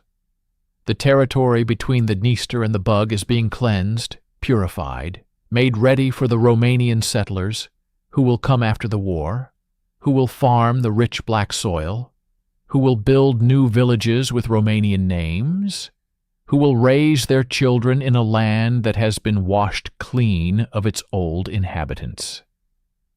The marshal does not think about the bodies. He does not think about the blood. He thinks about the future, about the greater Romania that will stretch from the Carpathians to the Black Sea, about the place in history that awaits him. He is a builder, a creator, a man of vision. The killing is just a means to an end, an unpleasant necessity, a task that must be done so that something beautiful can rise in its place. In the camps, the killing continues through the autumn rains. The mud makes everything harder. The trucks get stuck. The rifles jam. The prisoners slip and fall as they walk to the ditches, covering themselves in mud, making them harder to identify, harder to count, harder to kill. The guards curse the rain, curse the mud, curse the prisoners who make them stand in the wet for hours on end. They take their frustrations out on the living, beating them with rifle butts, kicking them when they fall, shooting them for the smallest infractions. The prisoners learn to expect this. They learn that the rain is their enemy, that the mud is their enemy, that the guards are their enemy, that everything in this world is their enemy except death, and death is the only friend who will never abandon them. In Bogdanovka, the commandant has a problem. The ravine is full. The bulldozer has pushed as many bodies as it can push, and now there is no more room. He considers his options. He could dig a new ravine, but the ground is too wet, too soft, too likely to collapse. He could burn the bodies, but the rain makes burning impossible. He could dump them in the river, but the river is already full of bodies from upstream, and the Germans downstream have complained about the clogging of their water intakes. In the end, he chooses the simplest solution. He stops killing. He tells his men to wait, to rest, to let the rain stop and the ground dry. The prisoners wait in the barns, in the fields, in the open air, starving, freezing, dying by the hundreds from disease and exposure. By the time the rain stops, half of them are dead anyway. The commandant congratulates himself on his efficiency. He has killed without firing a shot. He has saved bullets, saved labor, saved time. He is a genius. He deserves a promotion. In Domanovka, the commandant has a different problem. His prisoners are gypsies, not Jews, and they are proving more difficult to kill. They do not go quietly to the pits. They fight. They scream. They bite. They scratch. They try to escape, to run, to hide. They are not like the Jews, who have been trained by centuries of persecution to accept their fate, to walk calmly to the edge of the pit, to close their eyes and wait for the bullet. The gypsies are wild, untamed, unpredictable. They make the men nervous. They make the work unpleasant. The commandant solves the problem by bringing in more men, more guns, more dogs. He surrounds the camp, posts guards every 10 meters, and shoots anyone who tries to run. The executions take longer than planned, but they get done. The pit fills. The bulldozer covers it. The gypsies are gone, and the village of Domanovka is quiet again. In Bershad, the typhus returns. It never really left, but now it comes back with a vengeance, killing the survivors of the summer epidemic, killing the newcomers who arrived on the fall transports, killing the guards who venture too close to the fence. The Romanian authorities quarantine the ghetto, sealing it off from the outside world, letting the disease run its course. Inside, the living and the dying lie together in the same rooms, the same beds, the same piles of rags. There is no food, no medicine, no water. There is only the fever, the delirium, the slow descent into death. When the quarantine is lifted in December, 3,000 people remain alive. The rest, 15,000, lie in the streets, in the houses, in the frozen fields beyond the fence. They are buried in mass graves dug by the survivors who are too weak to dig deep, who cover the bodies with a thin layer of frozen earth that the dogs will dig up as soon as they are gone. In Odessa, General Niculescu receives a letter from his wife. She writes from Bucharest, from their apartment near the Kismigiu Gardens, where she lives with their 2 daughters and his stamp collection. She writes about the girls, about their school, about their friends, about the little things that fill their days. She writes about the shortages, the cold, the long lines for bread.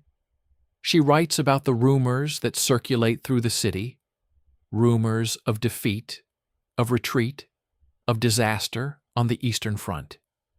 She does not write about his work. She does not ask what he does all day, in his office overlooking the sea. She does not want to know. She has made that clear from the beginning. She wants to believe that he is a soldier, a hero, a man doing his duty for his country. She wants to believe that the rumors are lies, that the stories she hears about Transnistria are propaganda, that her husband is not the monster she fears he has become. She wants to believe, and he lets her believe, because it is easier than telling the truth. He writes back. He tells her that he is well, that the work is going well, that he misses her and the girls. He tells her that the rumors are exaggerated, that the army is holding strong, that victory is certain. He tells her that he loves her, that he thinks of her every day, that he cannot wait to come home. He does not tell her about the shoe. He does not tell her about the woman. He does not tell her about the 40,000 in the ravine, the 50,000 in the camps, the 200,000 whose names he has filed in the cabinets that line his office walls. He tells her nothing. He gives her the silence she wants, the silence she needs, the silence that allows her to sleep at night. And when he seals the envelope and stamps it with his official seal, he wonders if she would still love him if she knew the truth. He wonders if anyone could love a man who has done what he has done. The winter of 1942 is as cold as the winter before. The temperature drops to -40, freezes the rivers solid, turns the mud of the autumn rains into iron-hard ground that cannot be dug, cannot be broken, cannot be opened to receive the dead. The bodies pile up in the camps, in the ghettos, in the barns and the warehouses where the prisoners are kept. They freeze where they fall, becoming statues of ice and flesh, their faces preserved in the last expressions of their lives. The guards walk among them, stepping over them, around them, on them, as if they were furniture, as if they were never people at all. The prisoners who are still alive huddle together for warmth, eating the frozen flesh of the dead, drinking the melted snow, waiting for a spring that may never come. In the village of Golta, the commandant has a solution. He orders his men to build a giant bonfire, a pyre large enough to burn 1,000 bodies at once. They stack the frozen corpses like cordwood, layer after layer, douse them with gasoline, and set them alight. The fire burns for 3 days and 3 nights, visible for miles, a beacon of death in the frozen landscape. The smoke rises black and greasy, carrying the smell of burning flesh across the countryside, settling over the villages like a pall. The peasants close their windows, cover their noses, and pray for the wind to change. The wind does not change. It blows from the east, from Russia, from the front lines where the German armies are dying in the snow. It brings the smell of burning, the sound of gunfire, the knowledge that the war is not going well, that the enemies are not as weak as they seemed, that the future is uncertain and full of fear. In Bucharest, Marshal Antonescu reads the reports from the front with growing concern. The German armies have been defeated at Stalingrad. The Soviet counteroffensive is rolling west, pushing the Axis back, reclaiming territory that was won at such cost. The Marshal does not panic. He is a soldier, a leader, a man of vision. He knows that wars have ups and downs, victories and defeats. He knows that the Germans will regroup, will counterattack, will eventually prevail. But he also knows that Transnistria is closer to the front now, that the Soviet armies are only a few hundred kilometers away, that the territory he has cleansed so thoroughly may soon be contested. He issues new orders. Accelerate the killings. Eliminate the remaining Jews before the Soviets arrive. Leave nothing alive for the enemy to liberate.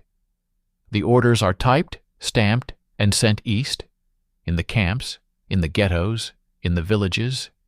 The killing accelerates. In Bogdanovka, the commandant receives the order with relief. He was running out of prisoners anyway. The last few thousand are assembled, marched to the ravine, and shot. The bulldozer pushes them in. The earth covers them. The camp is empty. The commandant writes his final report, packs his bags, and waits for his next assignment. He hopes it will be somewhere warm, somewhere without snow, somewhere where the bodies do not freeze solid before they can be buried.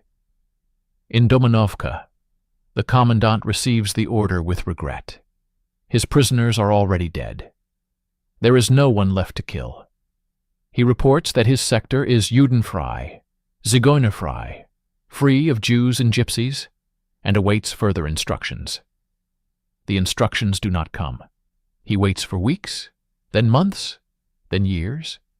He is still waiting when the Soviets arrive in 1944, when they find him in his office, when they hang him from a lamppost in the village square. He dies, as he lived, without understanding, without remorse, without any idea that what he did was wrong. In Bershad, the survivors of the typhus epidemic receive the order with despair. They have survived so much, endured so much, lost so much. They thought the worst was over. They thought they might live. But the order is clear.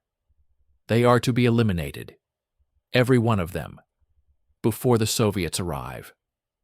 The Romanian guards enter the ghetto on Christmas Day, when the survivors are huddled in their houses, praying for a miracle that will not come. They shoot them in the streets, in the doorways, in the beds where they lie. They shoot them until their arms ache, until their rifles overheat, until there is no one left to shoot. When they are done, 3,000 more bodies lie in the frozen mud of Bershad, adding to the 20,000 already there. The survivors of the survivors are dead. The ghetto is empty. The work is done. In Odessa, General Niculescu reads the final reports from the camps. The numbers are in. 250,000 dead. More than he ever imagined. More than anyone ever imagined. He files the reports, stamps them, and places them in the cabinets with all the others. His office is full of cabinets now, row after row of them, filled with the paper record of a genocide. He wonders what will happen to them when the war ends. Will they be burned? Will they be hidden? Will they be used as evidence in trials that have not yet been imagined? He does not know. He only knows that they are his responsibility, his burden, his legacy. He will carry them with him for the rest of his life, whether he wants to or not. Outside his window, the sea is gray and cold. The city is quiet, empty, waiting. The front is getting closer. The Soviets are coming. Niculescu sits at his desk and stares at the horizon, watching for ships that never come, waiting for an end that will not arrive. He thinks about the woman with the shoe. He thinks about his wife in Bucharest, his daughters, his stamp collection. He thinks about the 250,000 names he has filed in his cabinets, names he has never read, faces he has never seen, lives he has extinguished with the stroke of a pen. He thinks about all of it, and he feels nothing. Nothing at all. The door opens. A young lieutenant stands in the doorway, his face pale, his hands trembling. "General," he says, "there is a message from Bucharest. The Marshal has ordered a retreat. We are to abandon Odessa. The Soviets will be here within the month." Niculescu nods. He does not ask questions. He does not give orders. He simply stands, walks to the window, and looks out at the sea one last time. The sun is setting, painting the water in shades of orange and red. It looks like the city is burning. It looks like everything is burning, and in a way it is. The retreat begins on a gray morning in March 1944, when the first Soviet shells land on the northern outskirts of Odessa. General Niculescu hears them from his office, distant thuds that shake the windows and rattle the cabinets filled with the names of the dead. He has been waiting for this sound for months, dreading it and longing for it in equal measure. Now that it is here, he feels nothing. No fear, no relief, no regret, only the same emptiness that has lived inside him since the day he found the child's shoe in the ashes of the warehouse. The evacuation is chaos. Trucks loaded with documents, with gold, with officers' luggage clog the streets. Soldiers desert their posts, stripping off their uniforms and melting into the civilian population, hoping to disappear before the Soviets arrive. The prefectura is a madhouse of activity, messengers running up and down the stairs, telephones ringing, orders being given and countermanded and given again. Niculescu sits at his desk and watches it all as if from a great distance, as if he is watching a play about someone else's life. He has not slept in 3 days. He has not eaten in 2. He does not feel hunger or fatigue. He does not feel anything at all. The cabinets? He cannot stop thinking about the cabinets. 47 of them, filled with the records of 250,000 deaths. They cannot be left behind. If the Soviets find them, they will be used as evidence. They will be published in newspapers, read at trials, shown to the world as proof of what happened here. His name will be in those files, his signature, his stamp, his orders. He will be hunted, tried, hanged. He knows this. And yet, when the order comes to load the cabinets onto the last train to Bucharest, he hesitates. He stands in front of them, running his fingers along the metal drawers, and wonders what would happen if he simply left them, if he walked away and let the Soviets find everything, if he let the world know the truth. The moment passes. He gives the order. The cabinets are loaded. The train departs that evening. A long line of boxcars filled with paper and gold, and the last Romanian officials fleeing the city. Niculescu has a compartment to himself, a small space with a bench and a window and a single oil lamp that swings with the motion of the train. He sits by the window and watches Odessa disappear into the darkness. The city is burning. He can see the fires from the shelling, orange glows on the horizon, spreading, consuming. He wonders if the warehouses are burning again. He wonders if the flames are reaching the places where the bodies are buried. He wonders if the dead are rising from their graves, finally free, finally avenged. He wonders many things, but he does not speak. He simply watches the fire and feels nothing. The train crawls west through the night, through the countryside that Niculescu has never really seen. He has spent 2 years in Transnistria, 2 years in his office, 2 years moving paper and signing orders and counting the dead. He has never visited the camps. He has never seen the ghettos. He has never looked into the eyes of a prisoner waiting to die. He has done everything from a distance, through reports and numbers and files. The countryside outside the train window is a blur of darkness and shadow, fields and forests and villages that mean nothing to him. He does not know that beyond those fields, in those villages, the ditches are still full. He does not know that the bodies are still there, rotting in the ground, waiting for the spring. He does not know anything except the emptiness inside him, the void where his soul used to be. In the morning, the train stops at a small station in Bessarabia. There is a problem with the tracks ahead, a damaged bridge that must be repaired. The passengers disembark, stretching their legs, smoking cigarettes, talking in low voices about the war, about the future, about their chances of survival. Niculescu stays on the train. He sits by the window and watches the people on the platform, the civilians, the soldiers, the refugees. He sees a woman with a child, a small girl in a threadbare coat, clutching a doll made of rags. The girl looks up at the train, at the window where Niculescu sits, and for a moment their eyes meet. She is perhaps 5 years old, with dark hair and dark eyes and a face that reminds him of someone he cannot name. She stares at him without expression, without recognition, without anything at all. Then she turns away, and the moment passes. The shoe. He thinks about the shoe. He thinks about the woman who brought it to his office, the grandmother with the burning eyes. He thinks about the granddaughter who wore it, the child who burned in the warehouse, the small body consumed by flames. He thinks about all the children, the thousands of children, whose shoes he has filed in his cabinets. He thinks about them, and for the first time in months he feels something. It is not grief. It is not guilt. It is not remorse.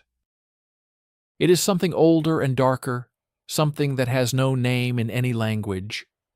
It is the knowledge that he is damned, that he has always been damned, that there is no escape, no redemption, no forgiveness for what he has done. He carries the damnation inside him like a second heart, beating in the darkness, keeping him alive so that he can suffer forever. The train moves again. The bridge is repaired. They cross the Prut River into Romania, into the Old Kingdom, into the land that Niculescu has not seen in 2 years. The countryside here is untouched by war, green and peaceful, with farmers plowing their fields and children playing in the roads. It looks like another world, a world where nothing has happened, where the ditches are empty and the warehouses are full of grain and the children's shoes are on the feet of living children. Niculescu stares at it through the window and cannot comprehend it. He has spent so long in the land of death that he has forgotten what life looks like. He has forgotten that the world goes on, that people still laugh and love and hope, that the sun still rises and sets, that the seasons still turn. He has forgotten everything except the numbers, the files, the endless arithmetic of annihilation. In Bucharest, the train arrives at night. The station is dark, blacked out against Soviet bombers, lit only by the dim glow of blue-painted lamps. Niculescu steps onto the platform and looks around for his wife. She is there, waiting, with their 2 daughters beside her. The girls have grown in 2 years. They are taller, older, more serious. They stare at him as if he is a stranger, as if they do not recognize the man who left them so long ago. He walks toward them, and his wife embraces him, and the girls hug his legs, and he feels nothing. Nothing at all. He pats their heads, murmurs words he does not mean, and follows his wife to the car that will take them home. The apartment is the same. The same furniture, the same pictures on the walls, the same stamp collection in the same cabinet. His wife has kept everything as it was, as if waiting for him to return, as if the past 2 years could be erased and forgotten. She serves him dinner, talks about the girls, about the shortages, about the rumors. He eats without tasting, listens without hearing, nods without understanding. When she asks about his work, about Transnistria, about what he did there, he tells her nothing. He gives her the silence she wants, the silence she needs, the silence that allows her to sleep at night. And when she goes to bed, he sits alone in the living room, staring at the stamp collection, and wonders what he is supposed to do now. The days pass, the weeks pass, the Soviet armies roll through Romania, and the king arrests Marshal Antonescu, and the war ends, and the trials begin. Niculescu watches it all from his apartment, from behind the curtains, from inside the bubble of silence he has built around himself. He reads the newspapers, the accounts of the trials, the testimony of survivors. He sees photographs of the camps, the ditches, the piles of bodies. He recognizes some of them: Bogdanovka, Domanovka, Bershad. He remembers the reports, the numbers, the files. He does not recognize the faces. He never saw the faces. He only saw the paper. One day, a letter arrives. It is from the new government, the communist government, the government that is hunting war criminals and hanging them in public squares. The letter informs him that he is under investigation, that his actions in Transnistria are being reviewed, that he may be called to testify. He reads the letter, folds it carefully, and places it in his pocket. He does not tell his wife. He does not tell anyone. He simply waits, as he has always waited, for whatever comes next.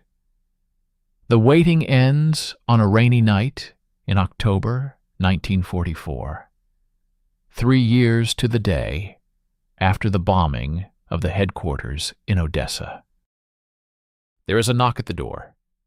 Niculescu opens it to find 2 men in civilian clothes, their faces hard, their eyes cold. They show him a warrant. They tell him to come with them. He does not resist. He does not protest. He simply puts on his coat, kisses his wife goodbye, and walks out into the rain. Behind him, he hears his wife crying, his daughters calling his name. He does not look back. He does not feel anything. He simply walks, and the men follow, and the rain falls, and the night swallows him whole. The prison is an old building in the center of Bucharest, a former monastery converted to a jail. Niculescu is given a cell, a small space with a cot and a bucket, and a single high window that lets in a sliver of gray light. He sits on the cot and waits. Days pass. Weeks pass. He is interrogated again and again by men who want to know everything. They ask about the orders, the reports, the files. They ask about Bogdanovka, about Domanovka, about Bershad. They ask about the warehouses in Odessa, the fire, the 15,000 who burned. They ask about the woman with the shoe. He does not know how they know about her. He does not ask. He simply answers, telling them everything, holding nothing back. It is a relief, finally, to speak, to say the words out loud, to let someone else carry the weight. The trial is held in the spring of 1945 in a courtroom packed with spectators, reporters, survivors. Niculescu sits in the dock, in his old uniform stripped of its insignia, and listens as the evidence is read. The files, his files, the 47 cabinets full of death. They have been found, recovered, brought here to condemn him. The prosecutor reads from them, page after page, name after name, number after number. 250,000. The courtroom is silent. The survivors in the audience weep. Niculescu sits and listens and feels nothing. The defense lawyer argues that Niculescu was following orders, that he was a bureaucrat, not a killer, that he never pulled a trigger, never loaded a van, never pushed a body into a ditch.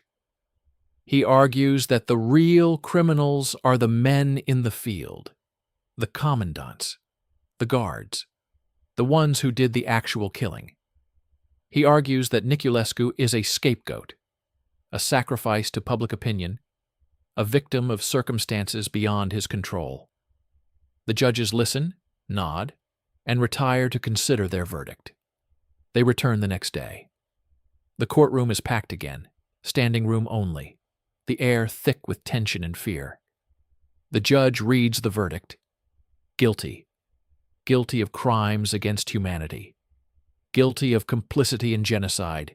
Guilty of murder 250,000 times over. The sentence is death, to be carried out by firing squad at dawn. Niculescu hears the words and feels nothing. He has expected this. He has known, since the day the woman brought him the shoe, that this was how it would end. He stands in the dock, accepts the sentence, and is led back to his cell. The walk is long, through corridors lined with other cells, other prisoners, other men waiting to die.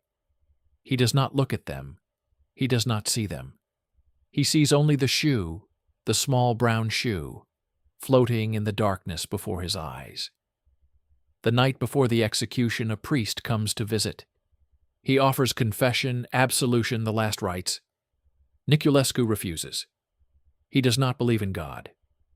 He has not believed in God since the day he watched the warehouses burn. If God existed, he would have stopped it. If God existed, the children would not have burned. If God existed, the shoe would still be on the foot of a living child. There is no God. There is only the emptiness, the void, the nothing that awaits us all. The priest leaves. Niculescu sits on his cot and waits for the dawn. He does not sleep. He does not pray. He does not think. He simply sits, staring at the wall, and watches the hours pass. The sky outside his window begins to lighten, gray at first, then pink, then gold. It is going to be a beautiful day, the kind of day when children play in the streets and lovers walk in the parks, and the world forgets, for a little while, what it has done. The guards come at 6. They are young men, nervous, avoiding his eyes. They lead him to the courtyard.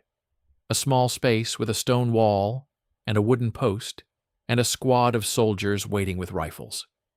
They tie him to the post, blindfold him, and step back. He hears the commands, the clicks of the rifles being raised, the breathing of the men who are about to kill him. He waits for the shots, for the end, for the darkness that will finally take him. But before the shots come, he sees something. Behind the blindfold, in the darkness of his mind, he sees the woman, the grandmother.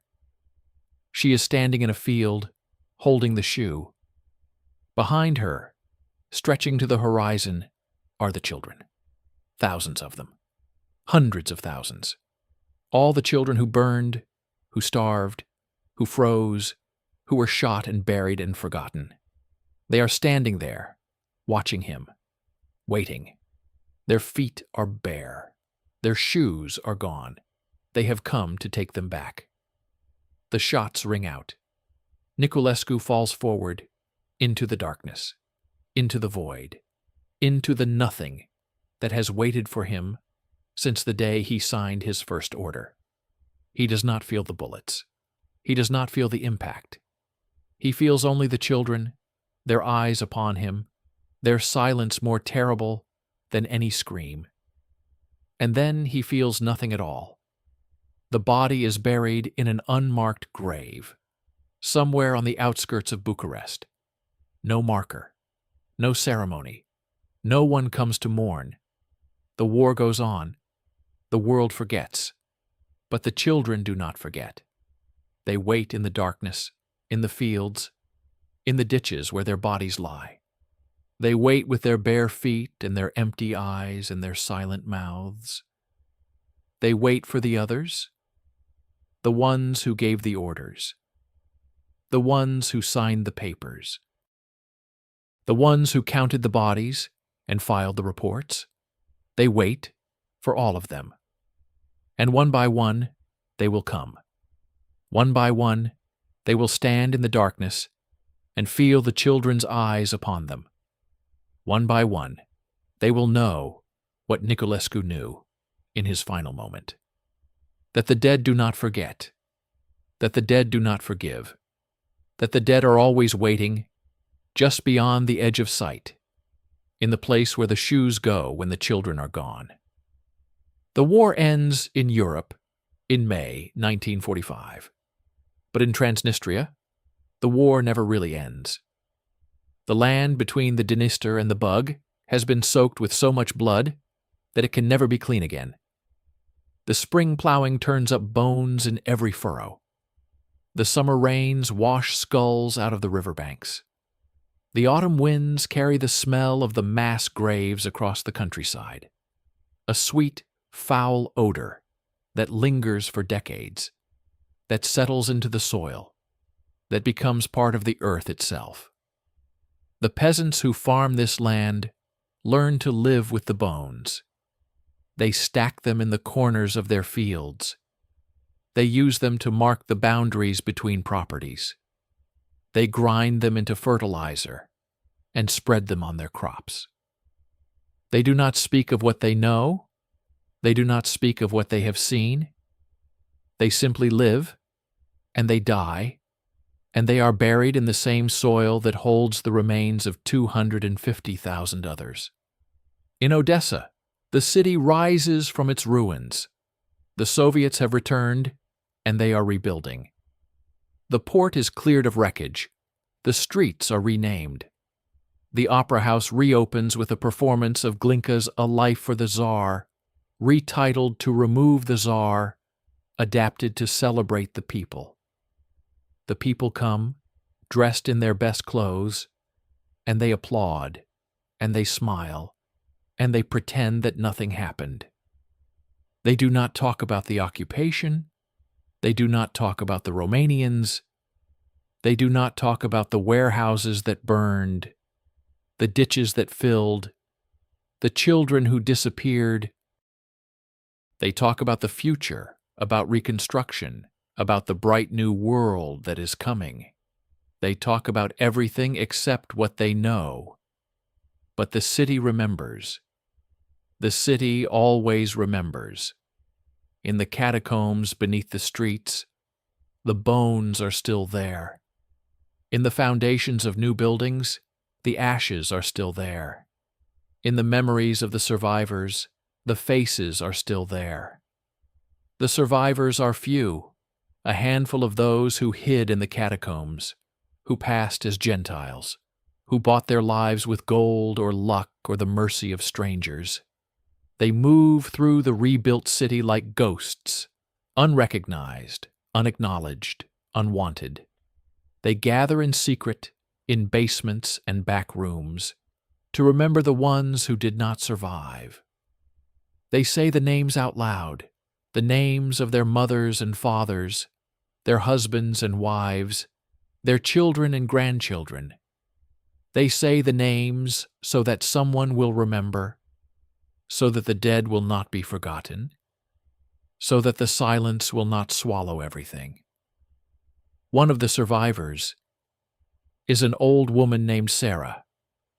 She is the one who brought the shoe to General Niculescu's office, the grandmother who confronted the killer with the evidence of his crime. She did not die in the retreat. She did not die in the camps. She survived, somehow, against all odds, against all reason. She lives now in a small room in the Podil district, above a bakery, where the smell of bread reminds her every morning of the things she has lost. She has no family. They are all dead, burned in the warehouses, buried in the ditches, scattered across the killing fields of Transnistria. She has nothing except her memories and the shoe. The shoe is still with her, hidden under her mattress, wrapped in cloth, preserved like a relic. She takes it out sometimes, at night, when she cannot sleep. She holds it in her hands and remembers. She remembers the child who wore it, the granddaughter with the dark hair and the dark eyes, the little girl who laughed and played and loved her grandmother. She remembers the day they were taken, the soldiers kicking in the door, the march to the port, the crowds in the warehouse. She remembers the heat, the smoke, the screaming. She remembers climbing out through a window, somehow, impossibly, while the flames consumed everyone else. She remembers running, hiding, surviving. She remembers everything. And she holds the shoe, and she weeps, and she waits for the end. The end comes for Sarah in the winter of 1947. She is found in her room above the bakery, frozen in her bed, the shoe still clutched in her hands. The neighbors who find her do not know what the shoe means. They do not know who she was or what she survived. They bury her in the Jewish cemetery, in a grave with no marker, next to thousands of others who died in the occupation. The shoe is buried with her, placed in her hands, returned at last to the child who wore it. Somewhere, in whatever world comes after this one, a little girl with dark hair and dark eyes is waiting for her grandmother. She is wearing new shoes now, shoes that do not burn, shoes that will last forever. She takes her grandmother's hand, and they walk together into the light, and they are gone. In Bucharest, the trials continue. The Romanian People's Tribunals convict hundreds of war criminals, sentencing them to prison, to hard labor, to death. The commandants of Bogdanovka and Domanovka and Bershad are tried and hanged. Their bodies are buried in unmarked graves, like Niculescu's, like the bodies of their victims. The judges read the verdicts, the crowds applaud, and the world moves on. But the files, the 47 cabinets full of names, are not destroyed. They are preserved, archived, stored in the basement of the National Library, where they gather dust for decades. Scholars will find them one day, years later, and they will read the names, and they will try to understand. They will never fully understand. No one can fully understand. The numbers are too large. The suffering is too great. The evil is too deep. All they can do is bear witness and remember and try to ensure that it never happens again. In Transnistria, the land returns to silence. The villages are rebuilt, repopulated with new people brought from other parts of the Soviet Union. The Jews are gone. The Gypsies are gone. The old ways are gone. The new people do not know what happened here. They do not ask. They plant their crops, raise their children, live their lives. They walk through the fields where the bones lie buried, and they do not know. They drink from the wells where the bodies floated, and they do not know. They breathe the air that still carries the faint, sweet smell of decay, and they do not know. They are innocent, these new people. They are lucky. They will never know. But the land knows. The land remembers everything. The land holds the bones, the ashes, the teeth, the shoes. The land will hold them forever, long after the last survivor is dead, long after the last witness is silenced, long after the last memory fades. The land does not forget. The land does not forgive. The land simply waits, patient and cold, for the next generation, and the next, and the next. And one day, perhaps, the land will give back what it has taken. One day, perhaps, the bones will rise. One day, perhaps, the children will come home. In a small museum in Odessa, in a room dedicated to the occupation, there is a display case. Inside the case, behind glass, there is a single object, a small brown leather shoe with a button on the side and a worn heel. It was found in the archives of the National Library in Bucharest, among the files of General Niculescu, preserved by some unknown hand. How it got there, no one knows. Why it was saved, no one can say. But it is there, in the case, under the glass, illuminated by a single light. Visitors to the museum stop and stare at it. They read the placard beside it, which explains in simple words what it is and where it came from. They look at the shoe, and they try to imagine the child who wore it. They try to imagine the foot that fit inside it. They try to imagine the life that was lived and the death that was died. They try, and they fail. The shoe is too small. The loss is too great. The imagination is not enough. But they try. They stand there, in the quiet museum, in the city that has risen from its ruins, and they try. And perhaps that is enough. Perhaps trying is all that can be asked. Perhaps remembering, even imperfectly, even inadequately, is a kind of victory. Perhaps the children, wherever they are, know that someone is trying. Perhaps they are grateful. Perhaps they are at peace. The museum closes at 6. The visitors leave, the lights go out. The shoe sits alone in the darkness, under the glass, in the silence. Outside, the city goes about its business. Trams clatter along the tracks. People hurry home from work. Children play in the parks. The sun sets over the sea, painting the sky in shades of orange and red. It looks for a moment as if the city is burning. But it is not burning. It is simply living, as cities do, as people do, as the world does, despite everything. And in the darkness of the museum, the shoe waits. It waits for the morning, for the visitors, for the eyes that will look upon it and try to understand. It waits for the children who will come, years from now, decades from now, and ask their parents what it means. It waits for the stories that will be told, the books that will be written, the films that will be made. It waits for the memory to be passed on from generation to generation, so that the dead are never truly forgotten. The shoe waits. The land waits. The dead wait. They are patient. They have all the time in the world